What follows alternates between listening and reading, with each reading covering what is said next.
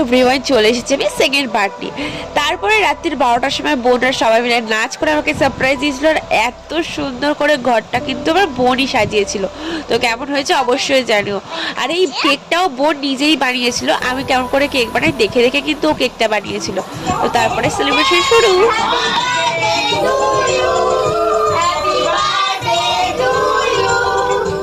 পরে আমি কেকটা বাপিকে মাকে খাইয়ে দিলাম। আর একে একে আমার বোন, পিকি, প্রিয়াঙ্কা, প্রিয়াংশু, আমার বাড়ির সব খুদের সদস্যদের একে একে কেক খাইয়ে দিলাম। আর ফোনেও একজন ছিল, তাকেও কেকটা ভিডিও কলে খাইয়ে দিলাম। তারপরে মা করেছিল রাত্রেবেলা পায়েসটা খাইয়েছিল, কারণ জন্মদিনে পায়েস খাবো এটা তো হতেই পারে না। আর আমি কিন্তু জন্মদিনে অনেক গিফট পেয়েছি, সেগুলো আমি একটা অন্য ব্লগে তোমাদের সাথে শেয়ার করব। আর আমি সেলফ গিফটও করেছি, অনেক কিছু নিজেকেও গিফট করেছি।